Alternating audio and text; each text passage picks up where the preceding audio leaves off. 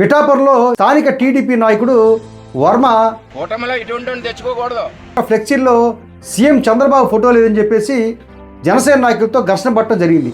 నీ ఎలక్షన్ నీకు ఎన్నుపోటు పొడిచి నీ ఎలక్షన్లో నీకు డబ్బు ఖర్చు పెట్టి నీ ఎలక్షన్లో నీకు మందు పోస్తే అక్కడ ఒక పెద్ద ఎత్తున ఘర్షణ వాతావరణం సృష్టించారు. ఇదే సందర్భంలో కోనసీమ జిల్లాలోని పి గన్నవరంలో కూడా అక్కడ ఏర్పాటు చేసిన ఒక కార్యక్రమంలో అక్కడి ఫ్లెక్సీల్లో deputy CM Pawan Kalyan photo ఏర్పాటు చేయాలని చెప్పేసి అక్కడ కూడా టీడీపీ జనసేన వర్గాలు కొట్టుకుంటూ ఘర్షణ పడటం జరిగింది.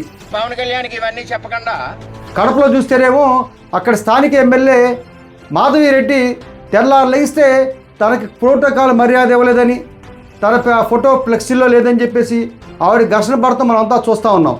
ఇలా రాష్ట్రం మొత్తం కూడా ఈ టీడీపీ, జనసేన, బీజేపీ ఈ మూడు పక్షాలు కూడా ప్రోటోకాలు ఫ్లెక్సీల్లో ఫోటోలు లేవు అని చెప్పి ఘర్షణ పట్టడం సరిపోతుంది, కానీ పరిపాలన మీద ఎక్కడ దృష్టి పెట్టిన దాఖలాలు లేవు.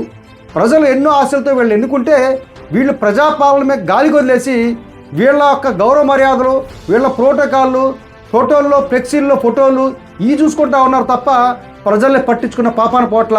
ఇవాళ వీళ్ళని ఎన్నుకున్న ప్రజలు నెత్తి నోరు కొట్టుకుంటున్నారు.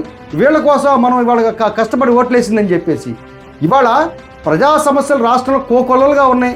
సంక్షేమం పడకేసింది, అభివృద్ధి లేదు. ఈ సందర్భంలో ప్రజా సమస్యల గురించి ఒక్కసారైనా మాట్లాడాలని చెప్పేసి ఈ వర్మను కానీ మాధవిరెడ్డిని కానీ ఈ సోకాల్డ్ నాయకులను అడుగుతా ఉన్నాను. ప్రజా సమస్యలను మీరు మాట్లాడరు.